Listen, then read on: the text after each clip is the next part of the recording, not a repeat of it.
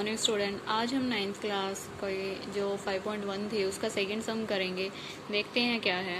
Give a definition for each of following terms. Are there other terms that need to be defined first? What are they and now might you define them? How might you define them? ठीक है, तो कि हम क्या बोला है कि यहाँ पे ये डेफिनेशंस दी गई हैं। ठीक है, पहले तो उनको क्या करना है, डिफाइन करना है। अगर उनके अंदर भी कोई डिफाइन टर्म आए तो उनको हम कैसे डिफाइन कर सकते हैं, वो बताना भी है कि कौन से डिफाइन टर्म है और उनको हम कैसे डिफाइन करेंगे, उनकी भी डेफिनेशन देनी है। ठीक है, तो फर्स्ट है हमारा पैरेलल लाइंस। तो पैरेलल लाइंस क्या होती हैं, अब आपको पता ही है, जब दो लाइन ऐसे जो कभी भी क्या है एक दूसरे पे नहीं मिलती। Two straight line which have no point in common are said to be parallel to each other. क्योंकि इसके ऊपर पॉइंट अलग आएंगे, इसके पॉइंट अलग आएंगे। ठीक है, ये एक दूसरे को कभी भी टच नहीं करेंगी, बिल्कुल सीधी जाएंगी ऐसे। ठीक है, तो ये क्या होती है, स्ट्रेट लाइन। अब देखो इसमें दो पॉइंट, ये दो चीज़ें आई हैं। क्या आया है, एक तो पॉइंट आया है और एक आया है स्ट्रेट लाइन। ठीक है, पैरेलल लाइन पढ़ी थी ना हमने। अब ये पता होना चाहिए कि स्ट्रेट लाइन क्या होती है और पॉइंट। तो जो टर्म्स आई हैं पहले हमें पता होनी चाहिए। Point and straight line will have to define first, यही चीज़ पूछी गई थी कि उसमें पहले हमें किसको डिफाइन करने की ज़रूरत है। तो पहले हमें पॉइंट और स्ट्रेट लाइन का ही पता होना चाहिए। ठीक है, तो पॉइंट क्या होता है, जिसका कोई पार्ट नहीं होता। ये डेफिनेशन हमने बेसिक कंसेप्ट में पढ़ी थी, आपको याद हो तो। ठीक है, जो सबसे पहले मैंने इंट्रोडक्शन पार्ट दिया था उसका लिंक मैं डिस्क्रिप्शन में रख दूंगी, आप देख भी लेना बेशक। ठीक है, तो पॉइंट क्या है, a point is set that has no part. मतलब जहाँ पे भी हमने ऐसे रख दिया वो क्या हो गया, पॉइंट हो गया, इसका कोई पार्ट नहीं होता। ठीक है, उसके बाद लाइन क्या होगी, straight line. A line is breathless length, मतलब लाइन जिसकी कोई लेंथ नहीं होती। ठीक है ना, ब्रेथ मतलब लेंथ होती है, ब्रेथ नहीं होती। मतलब वो ऐसे बढ़ेगी सिर्फ सीधा ही। ठीक है, ब्रेथ नहीं होगी, चौड़ाई नहीं होती उसकी कोई। And a straight line is a line which lies evenly with the point on it self. मतलब स्ट्रेट लाइन कब बनती है, जब एक ही लाइन में पॉइंट आते रहें। ठीक है, मतलब उसी पे बहुत सारे पॉइंट, तो वो लाइन क्या बनती है, बिल्कुल सीधी बनती है। तो वो क्या होगी, एक स्ट्रेट लाइन होगी। आई होप समझ आया होगा ये चीज़ें। ठीक है, अब उसके बाद क्योंकि ये चीज़ें हमने बतानी थी वहाँ पे, तो ये ज़रूरी है लिखना। अब उसके बाद है परपेंडिकुलर लाइन, सेकेंड डेफिनेशन। तो परपेंडिकुलर लाइन क्या होती हैं, जब दो लाइनें एक दूसरे को 90 डिग्री पे कट करें।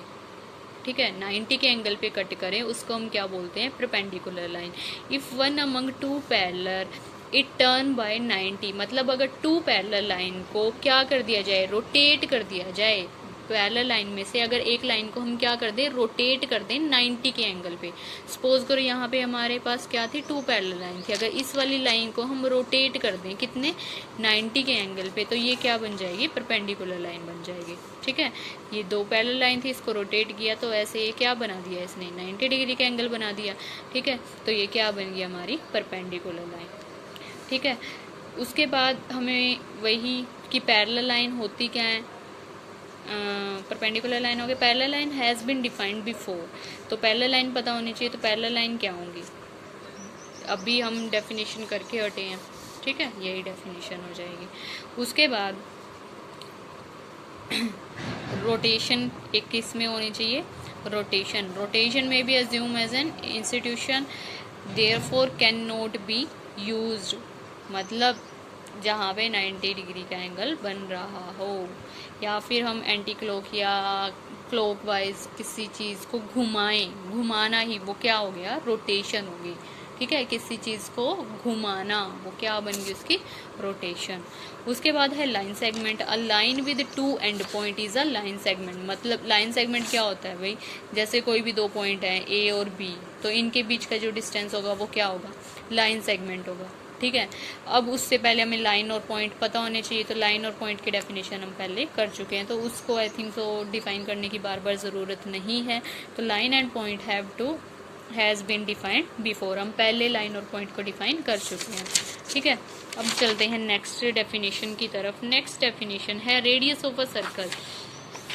The lines. अब रेडियस ऑफ अ सर्कल क्या होती है भाई, जिससे हम कोई सर्कल क्या करते हैं, ड्रॉ करते हैं। जैसे सपोज करो हमारे पास ये है, वेट बेटा, हाँ सॉरी। तो हमारे पास जैसे कोई भी हमने सर्कल ड्रॉ किया है, तो सर्कल ड्रॉ हम क्या करते हैं, कंपास को ओपन करते हैं, किसी पॉइंट पे रखते हैं, उसको ओपन करके फिर कोई सर्कल लगाते हैं ना, ठीक है। तो मतलब उसके दो एंड पॉइंट होते हैं रेडियस ऑफ सर्कल के। ये क्या होती है, रेडियस होती है सर्कल की, और ये रेडियस हर तरह से क्या होगी, इक्वल होगी, चाहे जितनी मर्जी रेडियस खींच लो इसके अंदर, वो सारी क्या होंगी, एक जैसी होंगी। तो radius of circle, the line segment with one and point at the centre. अब सेंटर में तो इसका क्या है, एंड पॉइंट है, and the other at any point on the circle. अब यहाँ पे कोई पॉइंट सर्कल के ऊपर हो गया ये, ठीक है, तो ये क्या होगी, रेडियस ऑफ अ सर्कल होगी। अब उससे पहले हमें क्या पता होना चाहिए, सेंटर पता होना चाहिए। तो सेंटर हम किसको बोलेंगे, ये था हमारा सेंटर। सेंटर में भी defined as a point inside the circle which is at the same distance from all point of the circle. मतलब ये सेंटर जो होता है वो क्या होगा, सारे कितने भी पॉइंट ले लें हम सर्कल पे, उनके सेम डिस्टेंस पे होगा, ठीक है। यहाँ पे यहाँ पे यहाँ पे कोई भी लाइन हम खींचेंगे सेंटर से तो वो सारी क्या होंगी, इक्वल आएंगी, सारी के सारे ही रेडियस होंगे, ठीक है। अब उसके बाद है square, a quadrilateral with all sides equal and all angle right angle is a square. मतलब स्केयर क्या होती है, ये होता है स्केयर, ठीक है, जिसमें क्या होती है, सारी साइड इक्वल होती हैं और हर एक एंगल कितने का होता है, 90 डिग्री का होता है, ठीक है। अब उससे पहले कि क्वाड्रिलेटर होती क्या है वही पता होना चाहिए। तो quadrilateral is a figure with 4 sides, ठीक है। तो क्वाड्रिलेटर क्या होती है, जिसकी 4 साइड्स होती हैं, ठीक है। तो यही चीज़ें थी इसके अंदर कि जो टर्म दी गई थी वो बतानी थी, और उसमें जो अनडिफाइंड टर्म थी और हम जिसको डिफाइन कर सकते थे, तो क्वाड्रिलेटर को कर सकते थे। इसमें एंगल्स आपको पता ही है, जो हम बनाते हैं, राइट एंगल का पता ही है, 90 डिग्री का एंगल होता है, तो उसको डिफाइन करने की ज़रूरत नहीं, क्वाड्रिलेटर को डिफाइन करने की ज़रूरत थी, हमने उसको दोबारा डिफाइन कर दिया, ठीक है। आई होप आपको समझ आया होगा, और समझ आया होगा तो चैनल को लाइक, सब्सक्राइब और शेयर ज़रूर करिएगा। Thank you.